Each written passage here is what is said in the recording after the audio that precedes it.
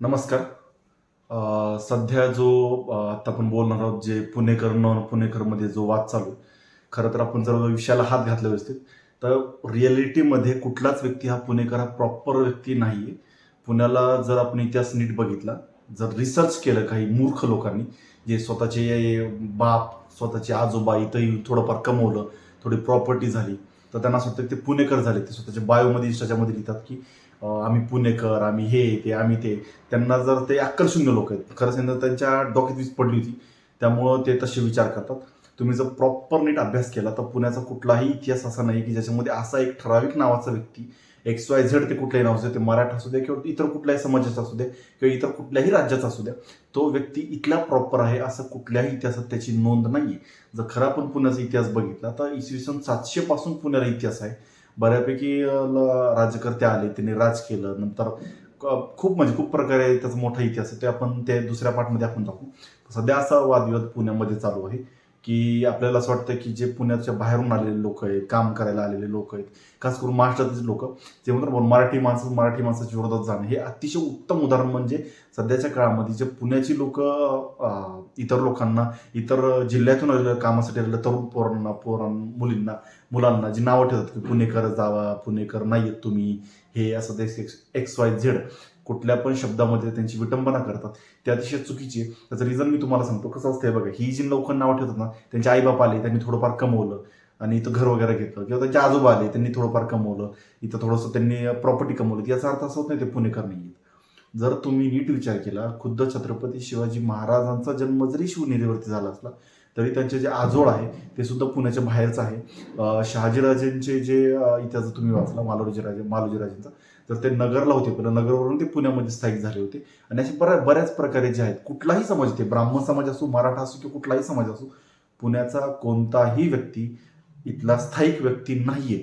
त्यांनी हा घमंड किंवा एक माज असतो माणसाला आलेला, तो पूर्णपणे काढून टाकावा. इथपर्यंत हा व्हिडिओ बनवायचा मुद्दा असा आहे की एक त्रास आल्या लोकांना माज, लोकांना फुकटचा पैसे भेटायला लागले, भाडं भेटायला लागले, त्यामुळे लोकांच्या असं म्हणतो गांडीला मस्ती आलेली असते, म्हणतो आपण पैसा आला की मस्ती ती. आणि खास करून आपल्याच मराठी लोकांमध्ये जास्त किडा आलेला असतो. ह्यांना झोमॅटोचे डिलरला माणूस पाहिजे, किंवा शिक्षणामध्ये नोकरी करण्यासाठी, म्हणजे शिक्षण दृष्ट्यामध्ये काही काम असतात ती करण्यासाठी यांना माणूस पाहिजे. हिंजवडीमध्ये जे मोठं मोठं आय टी पार्क आहे, तिथं काम करणारे निम्म्याच्या विदर्भाची पोरं आहेत. आणि बऱ्यापैकी तरी युपी बिहार साईडचे लोक तिथं काम करतात. जर ती लोक तिथं नसते तर आय टी पार्क, म्हणजे आय टी पार्कला कसं असतं, आय टी पार्क हे असं क्षेत्र आहे की जिथे टेक्नॉलॉजीवरती जास्त काम करणारी माणसं आहेत. आणि आय टी क्षेत्रामध्ये म्हणजे कम्प्युटरवरती बऱ्यापैकी काम करणारे लोक असतात. जर ती लोक नसती तर त्या आय टी पार्क उभं झालं नसतं, की त्या लोकांची गरज त्या आय टी पार्कला आहे. आय टी पार्क हिंजवडीच्या जमिनीवर उभं आहे.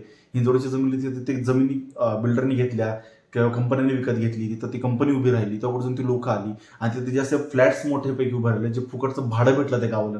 इन शॉर्ट खरं सांगतो तर सगळे गाववाले नाही म्हणता ना, पण बऱ्यापैकी गाववाले असे जे भाडं भेटून माजलेत. एक म्हणतो ना आपण की फुकटचा पैसा आला की लोकांच्या गांडीला कशी मस्ती येते की एखादा धक्का जरी लागला तरी त्याला जाऊन मारायचं, असं असतं. 100 पैकी 80-90% तर गाववाले माजलेले आहेत. त्यांना असं वाटतं की आम्ही पुण्य करावं असतं. जर त्यांनी इतिहासाची पानं व्यवस्थित होती, इतिहासात कुठलीही नोंद नाहीये. हे मी आज दुपारी व्यवस्थित एक ठिकाणी रील बघत होती इंस्टाग्रामवरती, तर तिथे मी पाहिलं की एक माणूस असा बोर्ड घेऊन उभा आहे की तुम्ही परत येऊ नका, हे नका येऊ नका. त्या माणसाला माझं एवढंच सांगणं की तुझा बाप इथं कमवून गेलेला नाही, की तुझा आजोबाबा इथं पुण्याचा 7-12 त्याच्या मालकीचा नाहीये. तर त्यांनी ती दखल पहिले तर घ्यावी आणि शिकून घ्यावं की बाबा जर आपल्याला हाईक पाहिजे, लोकांकडून आपल्याला अटेन्शन पाहिजे, तर आपण तिथं रस्त्यावर जाऊन गु खावा. पण एखाद्याच्या लेकराबाळाला आलेले, जे पुण्यात शिकायला आलेले आहेत किंवा नोकरीसाठी आलेले आहेत, त्यांचा असे अपमान करू नये की तुम्ही येऊ नका. खरं तर तू तुझ्या खानदानाचा इतिहास काढलास तर तू सुद्धा पुण्याचं नाहीयेस. त्यामुळं कसं होतं माहिती का, जर आपण एखादी गोष्ट जर करतोय तर किंवा बोलतो इम्पॅक्ट काय होईल याचा परिणाम लोकांनी लक्षात घ्यावा. आता हे कसं होतं, आपलेच माणसं आपल्या विरोधात जाणं. छत्रपती संभाजी महाराजांना जर खरं कोणी मारलं असेल, औरंगजेबाची तर लायकी पण होती मारायची, पण त्याला मारलं त्याच्या बायकोच्या जे काही एक्सवायझेड त्याचे नातेवाईक असले वगैरे त्यांनीच दगा केला. जर आपण बाकीच्या इतिहासकारामध्ये जे जे मोठे मोठे राजे होते, जे इतिहासात गेले, युद्धामध्ये मरण पावले किंवा इतर दगा पटकावून मरण पावले, ते दुसरं कोण नाही, ते आपलीच लोक गाणमाच करतात आणि आपणच त्यांचा शिकार होतो. हे अतिशय दुर्दैव आहे. म्हणजे आपलीच माणसं आपल्याच विरोधात जाणं हे सध्या पुण्यामध्ये चालू आहे, जोरदार प्रकारे चालू आहे. आणि कसं असतं, टाळी एखाद्याने कधी वाजत नाही. काही जी पुण्याच्या बाहेरून आलेली लोक आहेत, ती पुणे शहराला आपलं शहर मानत नाहीत. ठीक आहे, आपली गाव आहे, आपलं जन्मभूमी, आपल्या त्याकडे त्या गोष्टीचा आपला लळा लागलेला असतो. पण एक गोष्ट माणसाने लक्षात ठेवावी की पुणे ही आपली कर्मभूमी आहे. हो ना. तर आपण जर इथे कामाला आलेलो आहोत तर आपण या शहराचं पण तेवढीच रिस्पेक्ट ठेवली पाहिजे, तेवढीच इज्जत दिली पाहिजे. मी स्वतः आज माझे वडील स्वतःचे 74ला पुण्यामध्ये आले होते. तेव्हापासून आम्ही पुण्यामध्ये स्थायिक होतो. आम्ही पुण्याचे नाहीत. आमचं मूळ गाव हे लातूर साईडचं असून पण तरी बऱ्यापैकी मी बघतो जे मी सध्या आता आम्ही इथेच राहतो, मी गावाकडे जात नाही. मी ज्यावेळेस प्रवास करतो गाडीवरती त्यावेळेस मी काही इतर जिल्ह्यांमधल्या नंबर प्लेटच्या गाड्या बघतो. त्या सगळ्याच गाड्यांना दोष देत नाही. त्या गाड्या कशाही हाकतात. मग त्यामुळे कसं होतं, जो पहिल्यापासून पुण्यामध्ये आहे, जो नियम पाळतो त्याच्या मनामध्ये त्या व्यक्तीविषयी राग निर्माण होतो. आणि तो राग असं माणूस बोलता बोलता 1 आला 2, 2 आला 3, 3 आला 4 असं सांगत सांगत ती गोष्ट पसरते. मग त्याचा इम्पॅक्ट असा होतो की त्या व्यक्तीविषयीचा राग आपल्या मनामध्ये तयार होतो. गोष्ट तुम्ही लक्षात घ्या, किती जरी केलं तर ह्या सगळ्या गोष्टी राहिल्या बाजूला, पण आपण एक मराठी माणूस आहोत. आपणच आपल्या माणसाला पुढे आणलं पाहिजे. ती लोक जर बाहेरची सगळी कामं करतात किंवा सगळ्या गोष्टींमध्ये ते पुढे आहेत, तर ज्यांच्या आई वडिलांनी बापजात्यांनी जे थोडंफार कमवून ठेवलेले त्याच्यावर जर जमिनी आहेत, त्याच्यावर घर उभारले, फुकटचं भाडं काय त्यांना लाज वाटत नाही भिकार चोताना लोकांना. आणि जी शिकण्यासाठी मुलं आहेत, नोकरीसाठी मुलं आहेत, त्या लोकांना शिवीगाळ करणं, त्यांना नॉन पुणेकर म्हणणं, हे ते असं बोललेलं चुकीचं आहे. जो पुण्याचा जो एक प्रसिद्ध म्हणतो आपण, जे श्रीमंत दगडूशेठ हलवाई गणपती, जे आपला आराध्य दैवत आहे, त्यांनी कधी भेदभाव केला नाही त्याच्या भक्तीचा आशीर्वाद देताना. ही भिकारचोट लोक असतात, काही म्हणतात की नॉन पुणेकर आले, नॉन पुणेकर असं ते बोलतात. हे अतिशय चुकीचं वाटते. जर तुम्ही इतिहासाची जर व्यवस्थित वाचना केली तर पुण्याला कुठल्याही नावाचा घराण्याचा इतिहास अजिबात असा प्रॉपर असा इतिहास नाहीच. मी मगाशी गुगलवर बघितलं, त्याचं मी तुम्हाला डिस्क्रिप्शन सुद्धा टाकेल की पुणेकर असं काहीच नाही. आणि जे पुणेकर बोंबलतात लोक, त्यांच्या बापाला तर त्याच्या पंजाला सुद्धा माहीत नसतं की पुण्याचं खरं नाव काय, पुण्याला कुठल्या नावाने ओळखत होते, पुणे हे नाव कसं पडलं, पेशवाई कधी आली, नंतर ती पेशवाई तिथं पुणेच का निवडलं, छत्रपती शिवाजी महाराजांचा जन्म शिवनेरीवर झाला पण शहाजीराजे किंवा महाराजांनी पुणेच का निवडलं, किंवा त्यांना का भेटलं, ते वतनदारीत भेटलं का त्यांनी ते स्वतः निवडलं. ह्या सगळ्या गोष्टींचा इतिहास जर आपण बघितला तर तो अतिशय खोलापर्यंत गेलं तर मग जे बोलतात ना पुणेकर वगैरे, तिथं त्यांना त्यांची लायकी कोणली की आपण दुसऱ्याच्या मुलाला नाव ठेवतो. ज्यावेळेस आपलं पोरगं झक मारून ज्यावेळेस पैसे कमवून दुसऱ्या देशामध्ये जाईल, तिथं त्याच्या गांडीवर लाथा घालतील लोक, त्यावेळेस आपल्याला कसं वाटेल, मग अरे ते पण कोणाच तरी लेकरू आहे, ते कोणासाठी झक मारून कोणाला येड नसतं स्वतःचं घर सोडून लांब पळत सुटत जायला. तिकडच्या राज्यांमध्ये तिकडच्या जिल्ह्यांमध्ये जो काही विकास झालेला नाही, त्या राजकारण्यांच्या त्या नालायकपणामुळे झालेला आहे. पुण्याच्या राजकारणी भले पण नालायक असू द्या, पण थोडाफार विकास त्यांनी केला, कारण आपापल्या गरजा भागवायच्या होत्या, सगळं राजकारण त्या गोष्टी झाल्या. पण पुण्याला विकास आहे, थोडंफार कंपन्या आहेत, बऱ्यापैकी एक औद्योगिकदृष्ट्या पुणे हे सक्षम आहे. तर त्या जिल्ह्यामध्ये जो विकास झाला पुरेला पोटासाठी येतातच ना. अरे आपली एवढी नालायक अवलाद आहे की आपल्या पोराला जर शिक्षण पाहिजे, आपण झकमार दुसऱ्या देशात पडतो ना, दुसऱ्या देशात लोकांनी त्या आपल्या पोराच्या गांडर पाय घालून आपलं हाकलून आलो भारतात. मग ती गोष्ट जी असती ती त्या गोष्टीचा विचार केला पाहिजे माणसाने. एक इंस्टाग्रामवर रील फेमस झाली, एक माणसाचा बोर्ड लावलेला आहे मोठा, तिथं म्हणलं की तुम्ही परत जा, तुम्ही काही यूज नका. अरे तुझ्या बापाची प्रॉपर्टी का पुणे? तर मग त्या गोष्टी खूप असतात की आपण इतरांना ब्लेम नाही केलं पाहिजे या गोष्टीमध्ये, की पुणेकर नॉन पुणेकर वगैरे वगैरे वगैरे. प्रत्येकजण आपल्या पोटासाठी आलेलं. पुणे ही कुणाच्याही बापाची प्रॉपर्टी नाही.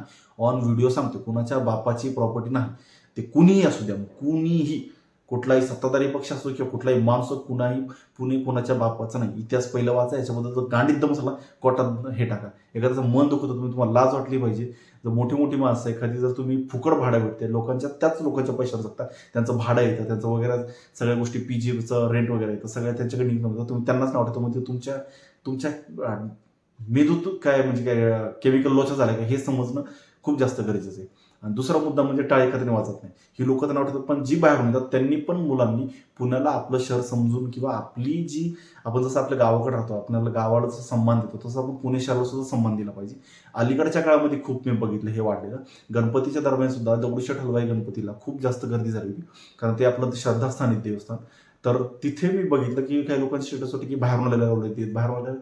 अरे तुम्ही कुठल्या आवडत देत? मग तुम्ही पण बाहेरूनच आलेल्या आवडत देत ना, तुम्ही पण बाहेरून आलेला अवलाद देत ना. तुम्ही काही इथले आहेत का? तुमच्या बापाला विचारा तुमचं आजोबा कुठलं आहे, तुमच्या आजोबाला विचारा तुझ्या आईचं माहेर काय म्हणावं, विचारा माझ्या आईचं माहेर कुठलं आहे म्हणायचं, माझं हे कुठे ते कुठे. बोलताना शब्दांची ही जोडली पाहिजे, पण एखाद्याचं मन दुखतं रे. तुम्ही थोबाडावर करून एखाद्याला म्हणता की तू बाहेरच आहेस, तू बाहेर जा म्हणून. छत्रपती शिवाजी महाराजांनी कधीही ज्यावेळेस स्वराज्य उभं करत होते त्यावेळेस त्यांनी कधीही म्हणलं नाही तू पुण्याच्या बाहेरच आहेस, तू आमच्या किल्ल्यावर येऊ नकोस, तू आमच्या स्वराज्यात सामील होऊ नकोस, तू आमच्या कुठल्याही सण उत्सवामध्ये सामील होऊ नकोस, असं छत्रपती शिवाजी महाराजांनी कुठेही बोललेलं नाही. आणि हीच डुकर छाप पुण्यातल्या अवलादीत म्हणतात की तू बाहेरचा आहेस, तू पुण्याचा नाही आहेस, विदर्भाचा आहेस, मराठवाडा काही XYZ काही बोलत असतील. त्यांच्या ते म्हणतात डोक्यात वीज पडते तर लोक कसं बोलतात तसं झालेलं आहे. ह्यांना युपी बिहारला उडून घ्यायला पाहिजे. तेव्हा ह्याला जे माज आहे ना पुणेकर लोकांना, थोड्याफार पुणेकर लोकांना, 100ला नाही बोलते मी, तर तो माज कधी उतरल तो तर असा उतरल. त्यामुळे हात जोडून विनंती आहे की एखाद्याला नॉन पुणेकरला आपण एखाद्या वेळेस बोलतो तर त्याच्या मनाला काय वाटेल, तुमच्याकडे आहे म्हणून माज करू नका. वेळ कधी फिरू शकते. युपी बिहारवाल्यांपेक्षा आपले महाराष्ट्र आपलीच माणसं मराठी मोठी होतील याचा जास्त विचार करणं गरजेचं आहे. मुंबईसारखी हालत झाली तर तुम्हाला कुत्रं सुद्धा खाणार नाही. त्यामुळं दोन्ही ना पुणेकर जे जे पुणेकर तर नाहीच आहेत, जे 2-4 पिढ्या झाल्या राहतात त्यांनी प्रॉपर्टी कमवली, त्यांनाही विनंती आहे की त्यांनी इतरांचा अपमान करू नये. झक मारत तुमच्या गांडीखाली जो अंधार आहे त्याला उज्ज्वल करावं. आणि जे बाहेरून जे आलेले लोक त्यांनी सुद्धा पुण्याला आपलं शहर म्हणून वागावं. आपापसातले वाद मिटवून कसं आपल्या मराठी माणसाला पुढे नेता येईल याचा पूर्णपणे विचार करावा. ही विनंती.